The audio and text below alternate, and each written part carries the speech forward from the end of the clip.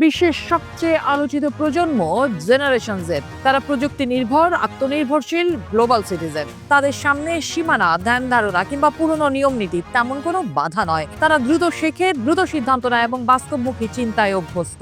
তারা ক্ষমতাকে ভয় পায় না, বরং প্রশ্ন তোলে কেন কোনো কিছু ঠিক মতো চলছে না।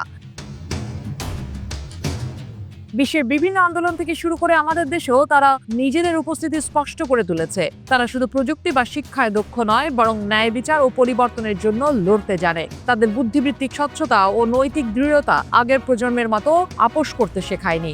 আমাদের শিক্ষা ব্যবস্থা যেখানে আটকে আছে পুরনো কাঠামোতে, সেখানে জেনারেশন জেড নিজেদের স্কিল নিজে নিজে গড়ে তুলছে অনলাইন প্ল্যাটফর্মে। তারা চাকরির জন্য অপেক্ষা করে না, বরং স্বশিক্ষায় লক্ষ লক্ষ টাকা উপার্জন করছে। কিন্তু তাদের কাছে শুধু অর্থই সব নয়, তারা বিশ্বাস করে ন্যায় বিচারে, আর যখন অন্যায় দেখে তখন চোখ বন্ধ করে থাকতেও পারে না। সাম্প্রতিক আন্দোলনে নিহত ছাত্রদের দিকে তাকান। তারা সবাই দক্ষ, মেধাবী, স্বশিক্ষিত, আত্মসম্মান বোধ সম্পন্ন। তাদের কেউ আন্দোলনে এসেছিল বন্ধুর জন্য, কেউ ন্যায় বিচারের জন্য, আর কেউ শুধুই প্রতিবাদের অধিকার রক্ষা করতে। তারা জানতো রাষ্ট্র ভুল করছে, আর রাষ্ট্রকেই সেটা সংশোধন করতে হবে।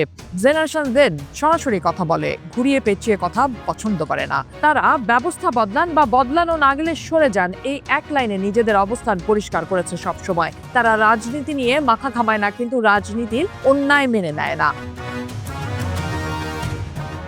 কিন্তু রাষ্ট্র, প্রশাসন ও পুরনো রাজনৈতিক প্রজন্ম এই জেনারেশন জেডকে বুঝতে পারেনি। ডিভাইড অ্যান্ড রুল আর ভয় দেখানোর কৌশল এই প্রজন্মের উপর কাজ করে না, বরং দমন করার প্রতিটি প্রচেষ্টাই তাদের আরো সংগঠিত করেছে, আরো ক্ষিপ্ত করেছে। এই প্রজন্ম চোখে চোখ রেখে কথা বলে। তাদের সামনে ক্ষমতাধর কেউ নতজানু না হলে বরং ক্ষমতা হারায়। তারা প্রশ্ন তোলে, বিশ্লেষণ করে, সমাধান চায়, আর যখন পরিবর্তন আসে না, তখন নিজেরাই সেটার জন্য রাস্তায় নামে। রাষ্ট্র যদি সত্যিই আধুনিক হতে চায়, ভবিষ্যতের জন্য প্রস্তুত হতে চায়, তবে জেনারেশন জেড এর মনোভাব, তাদের চাওয়া পাওয়াগুলোকে বুঝতে হবে। এই প্রজন্ম ক্ষমতা চায় না, কিন্তু ক্ষমতাকে সঠিক পথে পরিচালিত করতে চায়। বাংলাদেশের ছাত্ররা বারবার রক্ত দিয়ে মুক্তি এনেছে, এবার তাদের মুক্তি দিক।